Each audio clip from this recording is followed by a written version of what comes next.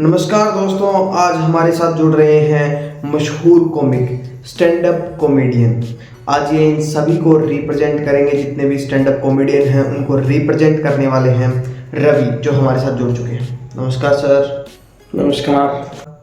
मशहूर रवि सर, पिछले कुछ दशकों में कॉमेडी का सीन काफ़ी ज़्यादा बढ़ गया है, इसके बारे में आप क्या कहना चाहिए? मुझे लगता है ये मेरी स्क्रिप्ट है।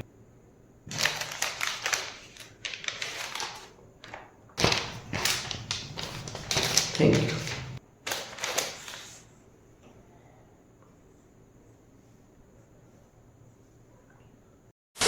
तो चलिए फिर इस स्वप्न सलोने अति अलौकिक वीडियो को शुरू करते हैं। पहला सवाल रवि जी। जी। तो हमारे दर्शकों को ये बताइए कि जब आप स्टेज पे जाते हैं तो कॉमेडी करते टाइम किन किन चीजों का ध्यान रखना पड़ता है? हाँ सर, काफी सारी चीजों का ध्यान रखना पड़ता है। मैं एक एक करके बताता हूँ आपको। एक तो आप पॉलिटिकल जोक नहीं कर सकते, और सब बढ़िया सर, आप बताइए। खैर, अब आप इतने मशहूर हो चुके हैं तो हमारे दर्शकों को ये बताइए कि आपने कितनी कोशिशें की हैं यहाँ तक पहुँचने के लिए, कितनी कोशिश की है जीतने के लिए? मेरा सीक्रेट ये है सर, मैंने कभी जीतने की कोशिश नहीं की, तो मैंने हारने की कोशिश की। अच्छा। हाँ सर, मैंने हारने की बहुत कोशिश की, पर वो कहते हैं ना सर कि कोशिश करने वालों की कभी हार नहीं होती, तो मैं जीत गया। आज देखिए सर, कहाँ पे हूँ मैं, पॉडकास्ट ले रहा हूँ आपका। आप ये बताइए कि जो हाल ही में जो इंडियाज गॉट टैलेंट की कंट्रोवर्सी चल रही थी, समय जो आपके दोस्त हैं, उसके बारे में क्या कहना है? नहीं सर, वो ऊपर की चीज़ है सर। समय मेरा दोस्त नहीं है एक्चुअली में सर। समय किसी का दोस्त नहीं होता। हम सोचते हैं हम सबके पास समय है, नहीं, वो समय नहीं सर, समय रहना। अच्छा, वो कौन सर? समय रहना इंडियाज गॉट। नहीं सर, मैं किसी समय को नहीं जानता, बल्कि मैं तो ये भी नहीं जानता कि वो यूएसए में है। सच बात तो ये है कि सर, मैं तो ये भी नहीं जानता कि वो इस समय एक्विला होटल के रेस्टोरेंट फ्लोर 2 12220 में है। अच्छा सर, आप कितने भी चालाक बन ले, आप मुझसे उस केस की कड़ियां नहीं जोड़ सकते।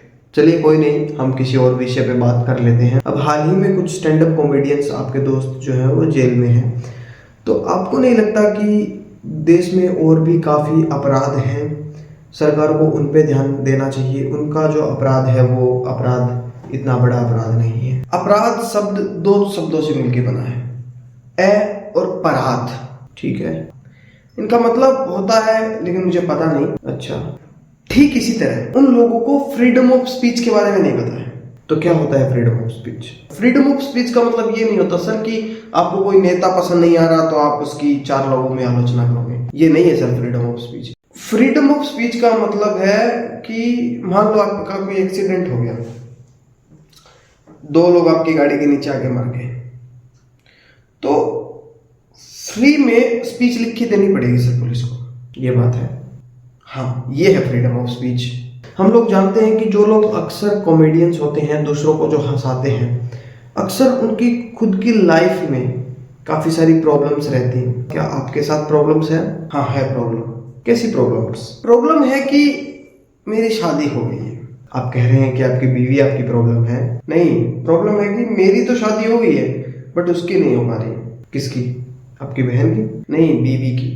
कैसी बातें कर रहे हैं सर आप सुन रहे हैं वैसे। मेरे कहने का मतलब है कि शादी 2 लोगों के बीच होती है, अकेले नहीं। मतलब कि मैंने अपनी साइड से कर ली है शादी, उसने नहीं की है अपनी साइड से, वो मना कर रही है। अच्छा। हमारी लव स्टोरी थोड़ी यूनिक है सर। जैसे अगर मैं उसको आई लव यू बोलता हूँ तो वो हंसने लगती है, बट जब वो मुझे आई लव यू बोलती है तो कोई मुझे नींद से उठा देता है। ये है आपकी लव स्टोरी? मतलब सपने में वो आपसे प्यार करती है? हाँ, कुछ लोग इसे ऐसा भी बोल सकते हैं। सपने की बातें छोड़िए, हकीकत में क्या बोलती है वो आपको? मना करती है सर शादी के लिए। मना करती है? क्या बोलती है? बहाने बनाती है इधर उधर के छोटे मोटे कि नहीं कर सकते हम शादी, मेरे 2 बच्चे हैं। ये तो आपकी गलत बात है सर, वो शादीशुदा है, उसके 2 बच्चे। तो क्या हुआ सर, मेरे भी हैं 7। अच्छा, आपके भी बच्चे हैं? हाँ है सर बच्चे। कहाँ हैं?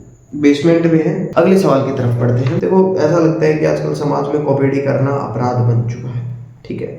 तो क्या आपके पापा इस बात पे गर्व करते हैं कि आप एक कॉमेडियन हैं? पहले नहीं करते थे सर। तो अब करते हैं? अब भी नहीं करते हैं सर। लेकिन सर, हम एक दिन कॉमेडी में इतना कामयाब होंगे कि उनका नाम रोशन हो जाएगा। क्या हुआ सर? लाइट चली गई।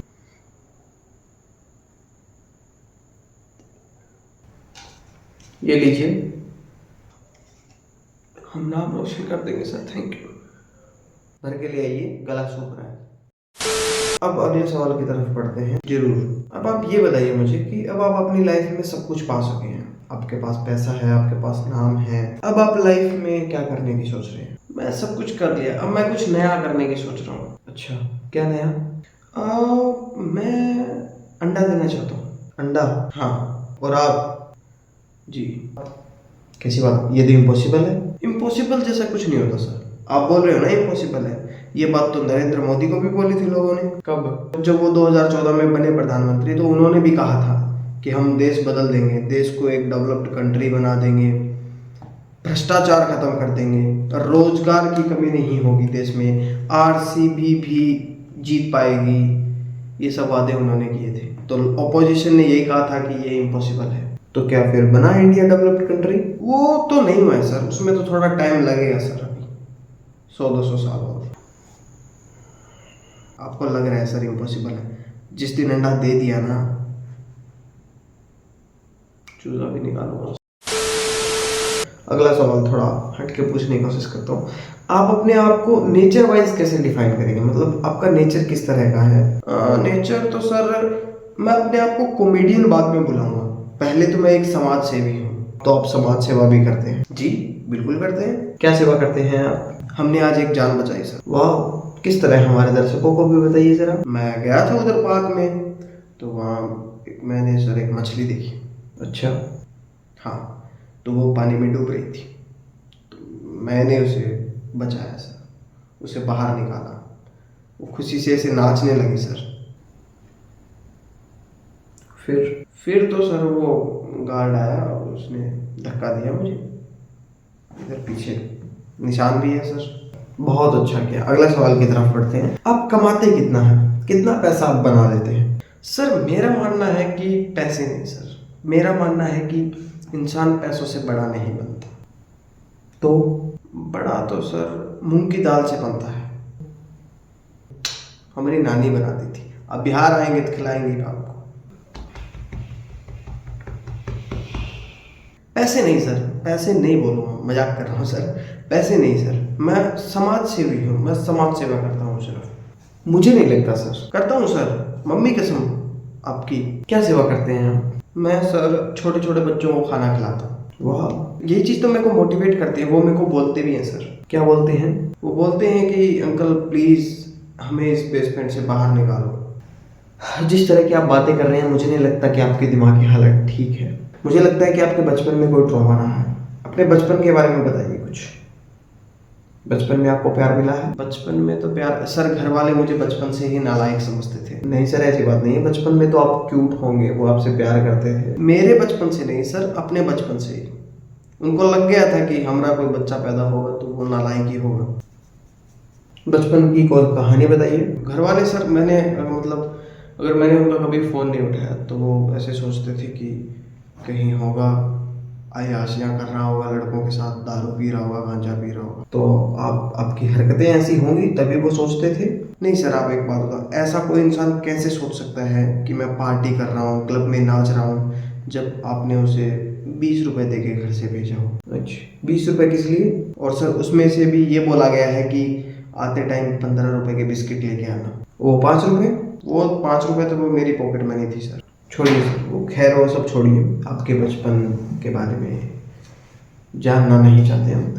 आप ये बताइए कि अब आप जो है वो एक कॉमेडियन हैं प्रोफेशनली, तो हमारे दर्शकों को आपका कोई नया लिखा हुआ कोई जोक अगर सुनने को मिल जाए, मज़ा आ जाए। हाँ जी सर, ये हुई ना काम की बात। मैं सुनाता हूँ आपको एक चुटकुला। एक बार क्या रहता है सर, एक कुत्ता रहता है सर, उसको कब्ज हो जाता है। फिर क्या होता है? जंगल में वो किसी से पूछता है कि यहाँ पे कोई डॉक्टर है क्या।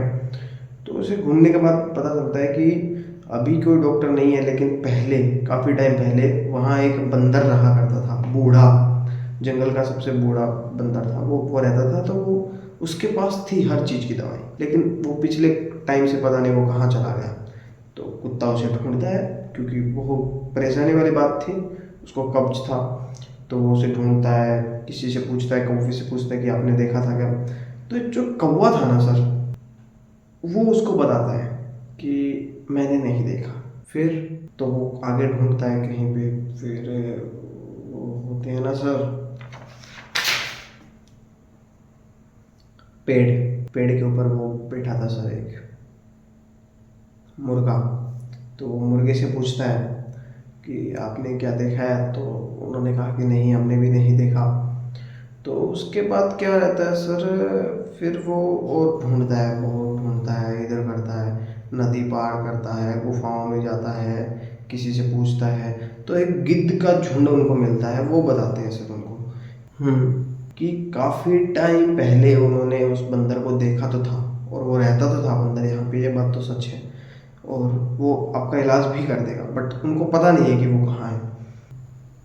अच्छा।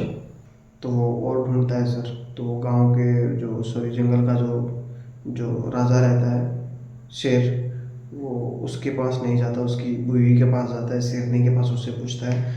तो वो उसको बताती है कि हमारे जंगल में एक वैद्य, बहुत ही पुराना बंदर तो था जो इलाज करता था कब्ज का, बट वो अब ना संन्यास ले चुका और पहाड़ियों की तरफ कहीं चला गया है। तो वो पहाड़ों में जाता है, उधर पहाड़ों में ढूंढने का ट्राई करता है। वहाँ पे वो थक जाता है, वो 5-10 दिन लगते हैं सर उसे, वो बहुत ढूंढता है, उन्हें नहीं मिलता है। फिर क्या होता है सर, किस्मत देखो सर उस कुत्ते की। फिर क्या रहता है कि एक हंस का जोड़ा उसे मिलता है।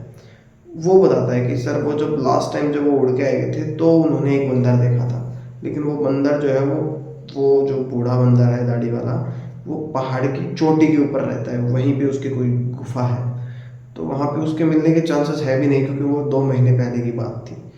तो वो कुत्ता फिर भी आस लेके चढ़ता है, वो पहाड़ी पे चढ़ता है, वो 10 फीट चढ़ता है, 20 फीट चढ़ता है, ऐसी खड़ी पहाड़ी से। वो इतनी मेहनत से चढ़ता है सर, वो मैं क्या बताऊँ सर, वो बहुत मेहनत से चढ़ता है, वो पूरे ऐसे थक जाता है सर, वो अपने इतनी मेहनत करता है सर, उसका टट्टी निकल जाता है।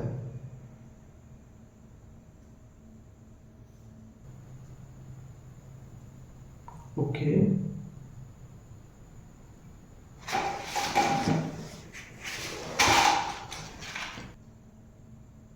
जी।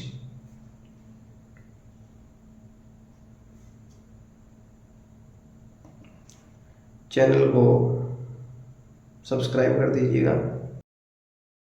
हमारे मुल्क में ऐसी एडिटिंग पकड़ लेते हैं।